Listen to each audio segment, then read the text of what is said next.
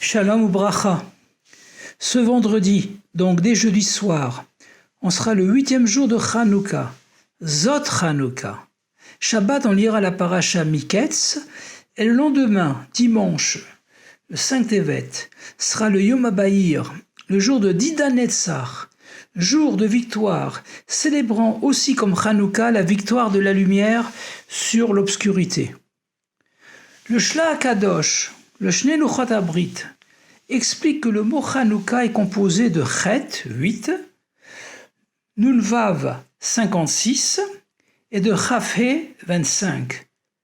Et explique que pendant les 8 jours du premier Hanouka, on a allumé 8 fois 7 égale 56 lumières, 56 nérotes, de la Ménorah à 7 branches du Beth Amikdash, du temple, en commençant le 25 qui se lève. À Hanouka brille la lumière du Mashiach. Mashiach sont les initiales de Madlikim Shmona Yemei Hanouka. On allume les 8 jours de Hanouka. Même dans la coutume, le Minhag Israël, de jouer à la toupie, au Sevivon, à Hanouka, on retrouve cette idée. En effet, en Israël, sur les 4 faces des toupies sont inscrites les lettres Nun Gimel He Pe, Nes Gadol Haya Po. Un grand miracle a eu lieu ici. Et en dehors d'Israël, sur les toupies sont inscrites les lettres Nun Gimel He Shin, Nes Gadol Hayasham, un grand miracle a eu lieu là-bas, c'est-à-dire en Israël. Or, la somme des valeurs numériques des lettres Nun Gimel He Pe est 138, qui est la gematria, la valeur numérique du mot Menachem, et celle des lettres Nun Gimel He Shin est 358, qui est la valeur numérique du mot Mashiach. Et on sait, d'après la Gemara, que Menachem est l'un des prénoms du Mashiach. Mais à Zot Hanouka, le 8e jour de Hanouka, lorsque toutes les 8 lumières de la Hanouka brillent, la lumière de Mashiach brille encore davantage. On sait que le chiffre 8 représente l'ère messianique. En effet, 7 représente l'ordre naturel et parfait de la création. Mais 8, qui est égal à 7 plus 1, représente l'ordre ou l'essence de Dieu. Le 1, le Echad, se dévoile et s'unit avec la création, le 7.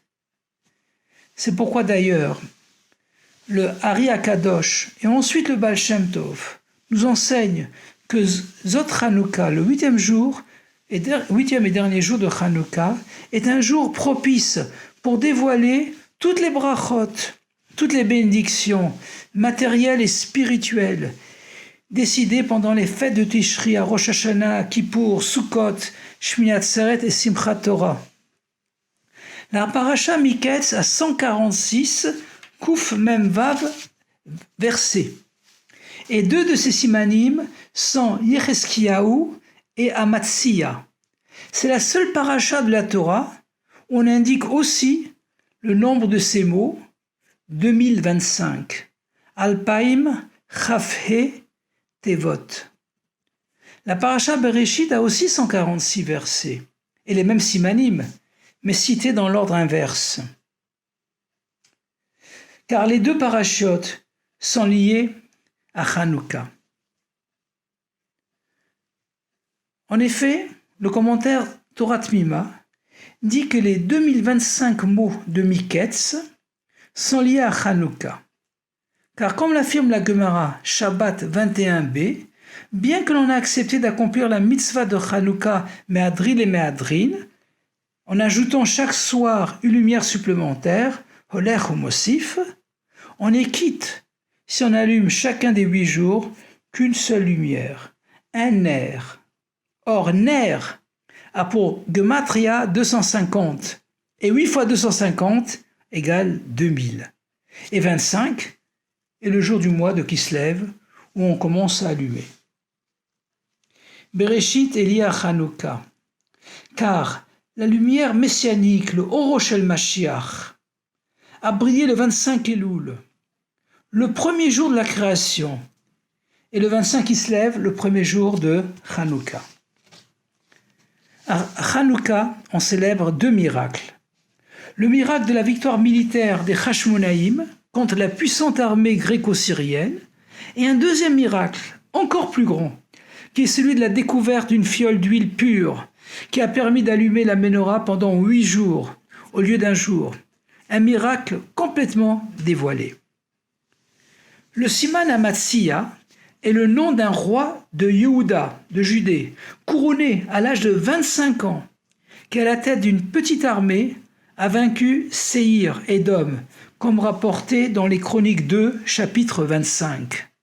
Il représente le miracle militaire. Le deuxième Siman, Yecheskiaou, est aussi le nom d'un roi de Yehuda, qui, d'après la Gemara Sanhédrin, page 94, a fourni de l'huile à toutes les synagogues pour que l'on puisse étudier la Torah jour et nuit. Et on a constaté, de Dan à Beersheva, qu'il n'y avait pas une seule personne ignorante des lois de pureté, et ceci bien qu'elles soient difficiles et transcendent la raison. Le message essentiel de Hanouka est le miracle de la fiole d'huile, qui représente la lumière de la Torah, et plus précisément de Pnimiut Torah, la lumière des profondeurs de la Torah, la chassidoute, que l'on doit étudier pour nous éclairer ainsi que le monde entier. C'est le sujet de Yecheskiaou, et c'est pourquoi il précède Amatsiya dans la paracha Miketz. Un juif ne doit pas aspirer à être un héros en faisant la guerre. S'il doit faire la guerre, eh bien il la fera, mais son apport essentiel est la lumière, or, et Géoula, comme le précise le Rambam au sujet du Mashiach.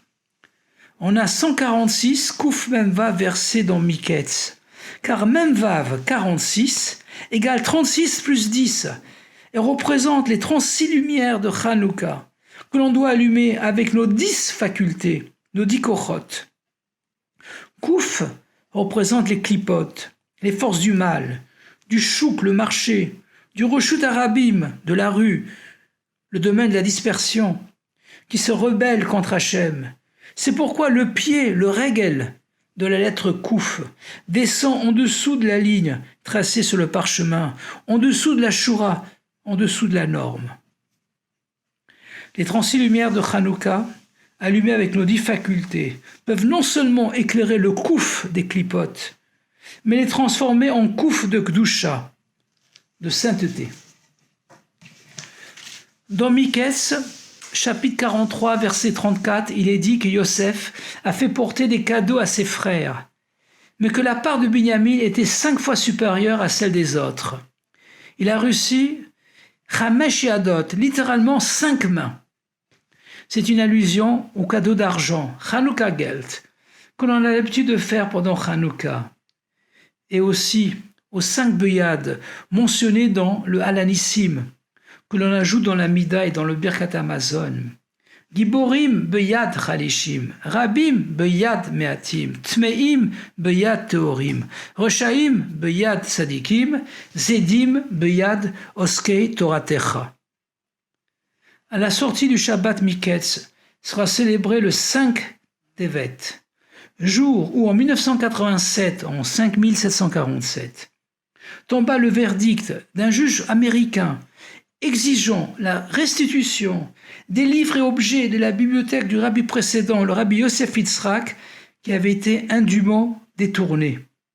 En effet, la justice avait conclu que cette bibliothèque n'était pas la propriété personnelle du rabbi précédent, mais que le rabbi, ses livres et autres objets de culte des rabbins précédents appartiennent à l'ensemble des chassidim Chabad, et donc ne peuvent être l'objet d'un héritage.